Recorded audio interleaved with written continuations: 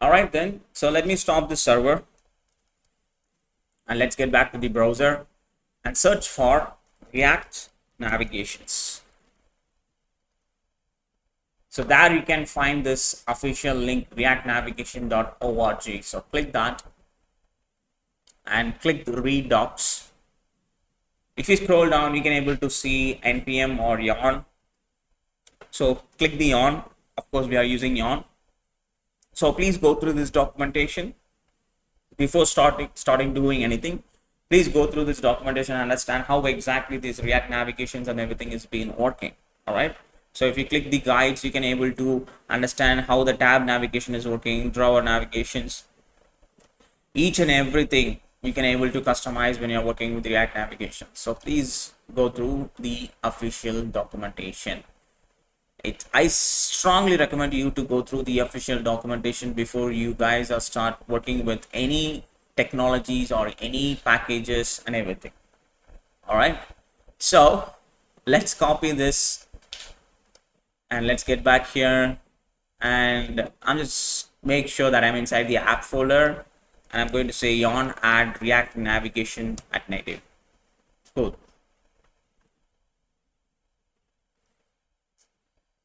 All right, so then if you scroll down, you can able to see that it's showing again the list of screens and all those things. This is the npm command. If you scroll down, you can able to see the yarn packages also. Copy this, which is exactly the same thing. We need to install the native screens and the safe area context and everything. So copy it and run that command, yarn add React native screens and React native safe area context and everything. All right, since it's been downloaded, let's get back over here. So if you're using with React Native, so of course React Native CLI, of course you need to follow these three steps also. In this case, we don't have to worry about it. Let's get back to the next page, and there you have to add this stack navigator, because this is really important, because we are working with stack of screens. So copy that line and paste it over here and install that package also. Since that it's been successfully created, so what we have to do is we have to create the home screen component.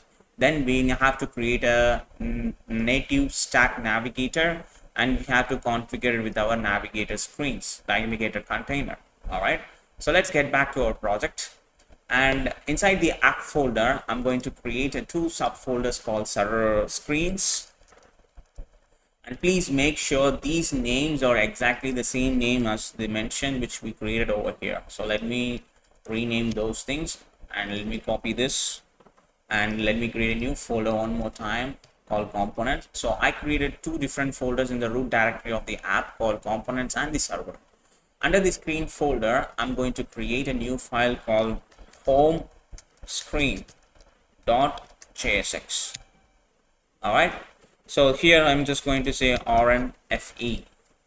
So in this project, of course, we are going to have different levels of screens. So we need to make sure, we need to optimize the import statements. So think about it that you're having 20 different screens and you're trying to import all these 20 screens in the app.js. So that will import 20 different import statements. So we don't have to do that. So to avoid that situation, what you need to do is create a new file in your screen and name that file as index.js. And over here, I'm just going to export it, export default as home screen from /home screen. So basically we are exporting this file.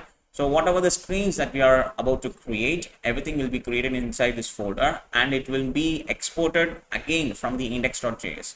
So when we are importing it, we can able to import it in a single line. So that's why we are exporting it from here. So now let me go back to the app.js. So since we successfully created the home screen, so I don't have to worry about it. So let me copy these styles, whatever I added over here, copy this, and let me change it over here and change this as home screen. Home, save the changes. All right, so let's get back to the app.js. And over here, now what we need to do is, let me copy these two packages from here, the navigation container and the create navigation stack, create native stack navigator. All right, So let me create the stack first, copy it and paste it top of your component, create the native stack navigator. So then let me copy this completely from here and replace it over here. So navigation container, inside the navigation container we having the stack navigator, and once inside the stack navigator we having the stack of screens over there. All right, so let me import this home screen. So basically it's not showing the suggestions for the home screen, so let's import it by ourselves. Import from /screens. So from the screens folder I'm going to import that home screen. So now you can able to see that home screen over there, and the name of the screen is going to be home. Save these changes, and now let's run this project on start. Let's restart it, and then there you can see it's showing some warnings that it's showing some of the dependencies are incompatible with the installed expo version. That means the React native safe area contest, it is using 4.64, but the expected version is 4.54. So it's giving you the suggestions what exact packages that needs to be installed. So if you're getting any kind of warning like this, so please go ahead and copy this completely. In this case I'm just copying the packages which I need to install, copy it, then let me stop it, and then add the command yarn add, paste that packages and hit the enter.